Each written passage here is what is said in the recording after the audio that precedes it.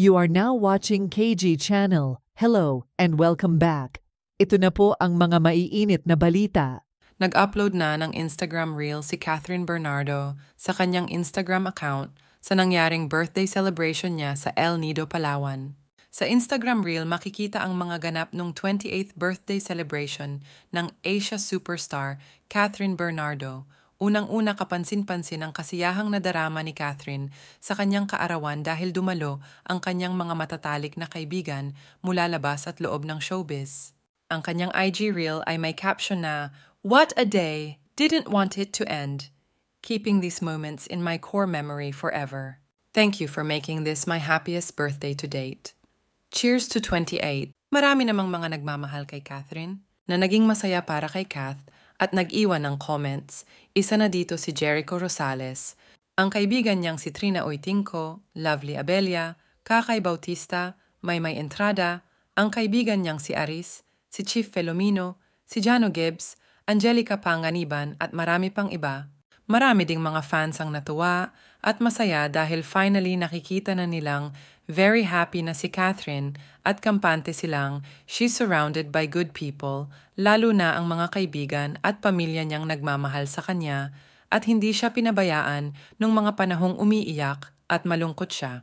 Marami din ang mga nagsasabing iba na nga ang aura ni Catherine ngayon, lalong nag-glow, gumanda at mas lively na siyang tignan ngayon kaysa noon. At masasabing unti-unti na ngang naka-moved on ang a very good girl star. Walang ibang hiling ang kanyang pamilya, mga kaibigan, at mga fans niya, kundi ang makita nilang masaya si Catherine. Kaya naman lubos ang kagalakan ng makita nilang mag-celebrate ng bongga si Catherine ng kanyang 28th birthday dahil deserve daw niya ito. At natutuwa din ang pamilya ni Catherine na masaya siya ngayon at nagpapasalamat sila sa mga taong nagpapasaya sa kanya ngayon at sumusuporta sa kanya.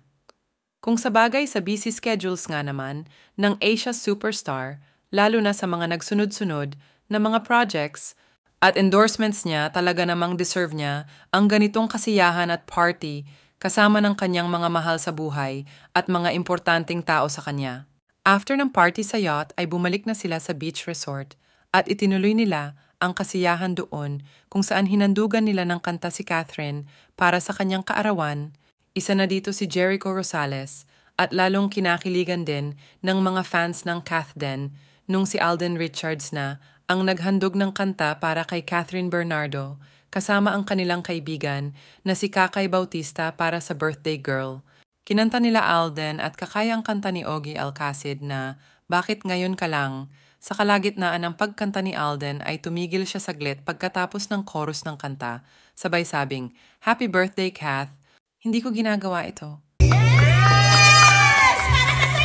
Happy birthday, Kat! Hindi ko ginagawa ito. At pinalakpakan naman sila ng mga audience at lalo na si Catherine na sobrang saya at ang laki ng ngiti sa pagkanta ng kanyang mga kaibigan para sa kanya na kinakiligan naman ng mga supporters ng Kath Den at ng mga taong masaya para kay Catherine dahil kahit sa simple way, they are making her smile and genuinely happy.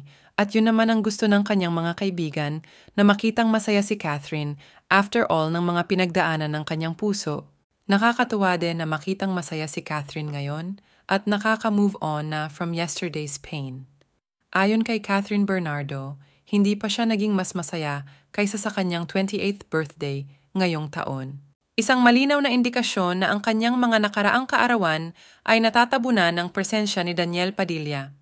Literal niyang inamin na hindi siya masaya, ngunit nanatili sa pag-asa na magbabago ang mga bagay at ang kanyang dating kasintahan. Good for her for getting rid of all that dead weight cause.